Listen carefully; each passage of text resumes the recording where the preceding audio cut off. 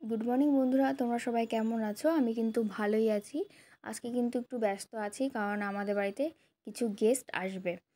আর সকালে দেখো ব্রেকফাস্টে করেছি রুটি আর চিলি চিকেন।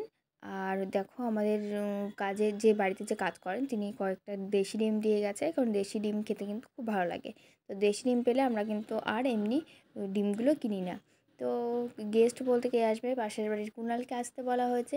কুণালকে তোমরা সবাই চেনো। আর আমার বাবা আসবে, আর আমার 3টে দেওর আসবে। তো সেই জন্য রান্নাবান্না চলছে। রান্নাবান্না তেমন কিছুই না, আবার অনেক কিছু। আজকে রান্না করব চিকেন আর মোচা আর হচ্ছে ডাল। আর এইদিকে দেখো আমার বর বাজার থেকে তো অনেক কিছু নিয়ে চলে এসছে। অলরেডি আমাদের আজকের বাজার ছিলই, মানে আবার আজকে বাজার করে নিয়ে এসেছে মাছ বাজার, সবজি বাজার। এই দুটো বাজার যখন একদিনে চলে আসে না, তারপর যদি রান্নাবান্না বেশি থাকে খুব চাপ হয়ে যায়। কারণ সবজিগুলো কেটে গুছিয়ে ফ্রিজে তোলা, আবার মাছগুলো বেছে পরিষ্কার করে তোলা, সব থেকে বেশি কষ্টের হয় চিংড়ি মাছ বেছে তোলা। আর না বেছে রাখলে না, যেদিনকে রান্না করতে হবে সেদিনকে খুব চাপ হয়ে যায়।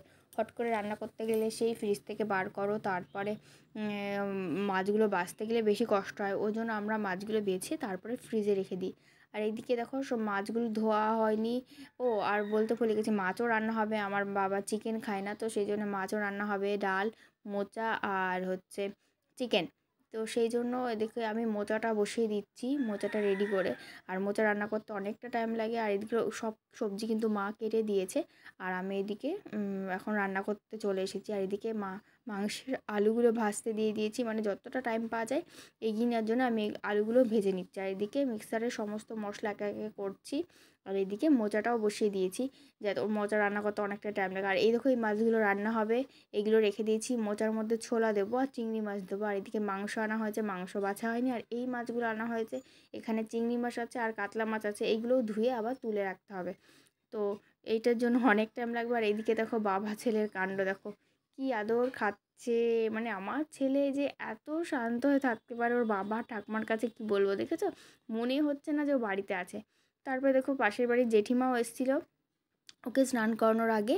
তো তেল টেল মাখিয়ে মা একটু জেঠিমার করে দিয়েছিল। আর জেঠিমা দেখো কীরকম ওকে নিয়ে খেলা করছিল। এটাই বলছিল যে সবাই গল্প করে না, তোমাকে নিয়ে কোলে নিয়ে শুধু নাচায়, থামো থামো। মানে ও যখন কান্না করে, আমি বেশি কথা বলতে পারি না, তো সেই জন্য ওর সাথে বেশি গল্প করতে পারি না। বলছিল বাচ্চাদের সাথে বেশি গল্প করতে হয়, তাহলে ওরা চুপ থাকে। আর এদিকে কুণালও এসেছিলো। কুণাল আবার অনলাইন থেকে 2টো শাড়ি অর্ডার করেছিল, তো সেই শাড়িগুলো আনবক্সিং করছিল।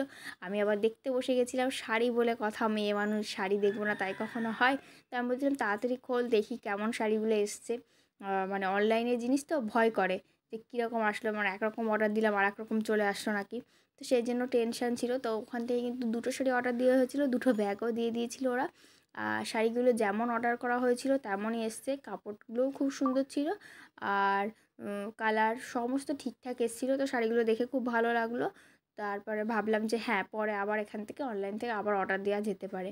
তো শাড়িগুলো দেখে নাও তোমরাও, খুবই ভালো লেগেছে। তারপরে আমি আবার চলে এসেছি রান্নাঘরে। এই যে মাছগুলো ভেজে রেখেছি, এবার মাছের মশলা কষাতে দিয়েছি। আর এদিকে মোচাটাও অনেকটা হয়ে এসছে।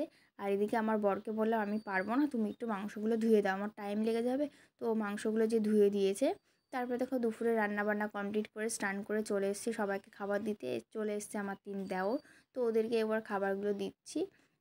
আর এদিকে আমার বাবাও চলে এসছে। তো ওরা দেখো চলে এসেছে। তো ওরা তো ভীষণ লজ্জা পাচ্ছিল, আমি বড় ইউটিউবার নই বলছে। আমার দেওর বলছে দেখো ইউটিউবার ইউটিউবার।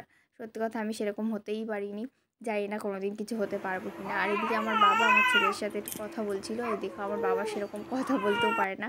তো তারপর আমরা খাওয়া দাওয়া করে রেস্ট নিয়ে আবার বিকালবেলায় চলে এসেছিলাম জেঠিমাদের বাড়িতে।